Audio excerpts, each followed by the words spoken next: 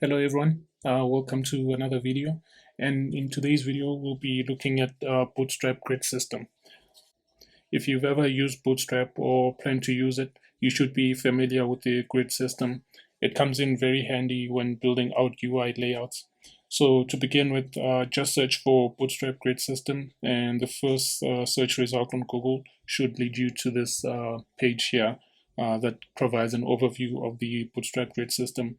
And it says here that the Bootstrap grid system is made up of columns, rows, and containers. So if we look at this bit of code here, let's start with the container. So the container is essentially, let's first copy that and add this. I've created a basic HTML file here, and then we can just paste that in. So the container is basically the first main component, I'd say, of the Bootstrap grid system, and it allows you to wrap all your rows and columns. So you have two types of containers. You have normal container, which has a specific width, but I mainly use the container fluid, and this gives us 100% width of our screen. So maybe if we just add some color to that, or background color. Okay, let's just give it a random color. Maybe height as well. Let's say 100 pixels. So as you can see, you have the container fluid, which has 100% width. And if we just remove the fluid there and just have container, it has this set width here. And the nice thing about the container as well is that it aligns everything in the center. So if we resize our screen here, let's make it a ridiculously large size, maybe 3000. Everything will remain in the center. So that's the nice thing about the container. So you could have the container fluid, which is 100%, and then you could have a container inside, or you could just simply have a container and everything within that container will be 100%. And everything in that container will be centered in the screen. So the nice thing about using both the container and the container fluid is that, so let's say we have a container fluid, and then we have a container inside it, right? Let's do this class. So what's nice about using the two like this is that you could have a set background for the container fluid, and then also have a set background for your container. So let's maybe set another color for this one. Say, okay.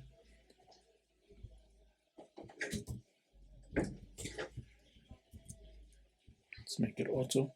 So as you can see, our container fluid is 100%, but let's say you wanted to have sections on your page where the top section is a different color, the middle section is a different color, then you'd use the container fluid to have that for color for that section, and then you'd have your content in the middle. So that's the nice thing about the Bootstrap containers. Next thing, let's have a look at the rows. Okay, I guess we'll just keep that same color. So rows are pretty much self-explanatory. They are, as the word suggests, they are a row. So as you can see here, you have one row with several columns, and you can add multiple rows. So let's say you wanted to have a page with certain sections, you could use rows to display your sections. What I want to touch on mainly is the columns. So let's maybe add one row here.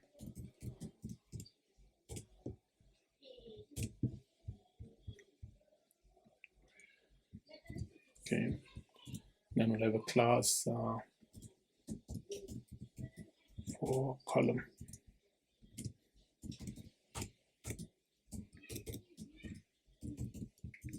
So the Bootstrap grid system, if we have a look at these images here, it has a total of 12 columns. So you might have seen on certain sites, for example, if you do an inspect element, you might maybe get a div element with a class called maybe 12, meaning we have this div here. Let's give that some color as well, style.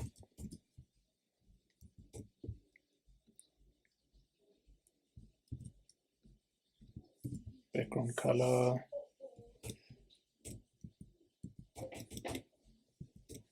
Make it black and give it a height of maybe 100 pixels. So this call here 12. So as mentioned, Bootstrap has a total grid column or total of 12 grids or 12 columns. So that means if we assign this 12 to this column here, that means it will basically take up 100% of our screen. So it will take up all the columns. Or we could have like maybe half of the screen, which would be 6 columns. And then it should take up half of our screen. So if you wanted to have, for example, 2 sections in your, or 2 columns in your web layout, you'd have like 2 columns there, and then one would be called 6, one would be called 6 as well. And then you could change the color for the 2. Let's make this one blue. So as you can see, we have 2 columns. One is 50%. I mean, one is blue, one is black, and they're all 50% width because they're taking up 6 columns. And as a total, our Bootstrap grid system has 12 columns. So you can maybe create 3 columns, and each would have roughly 4, or will take up 4 grids each.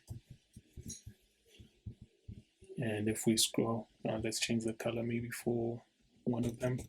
Let's make it red. So now if we go back, as you can see, they all take up an equal size of the screen. And you can customize it, well, you can customize the column sizes according to your liking or according to whatever layout you need, as long as each of them add up to 12, 12 grids. And if you're concerned about mobile responsiveness, if you go all the way to the bottom here, then you could specify how many columns each, or how many grids each column should take up at each and every specific size. So for example, for larger screen sizes, then you'd use this. So let's say we have 2 grids here, right? So for our left column, or for our left column, for large screens, we want it to be half the screen, and same with our right column. So what this should give us is just 2 equal columns of 50% each. And then if we're on a larger screen or a slightly smaller screen, but still a large screen, and these are the max width, so a 960, maybe for that size, we might want our left column to be maybe, let's say 4,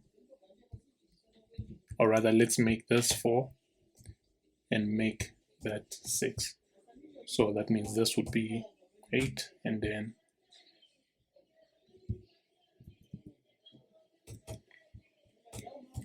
okay. So that means as the screen size gets smaller, then we make them each 50%. So as you can see, our screen is bigger, but when I resize it, then it should make everything else 50-50. So that's pretty much it with the Bootstrap grid system. You can go through the documentation and see what else you can learn about it. It's a very useful tool, and it's very helpful when building out web layouts.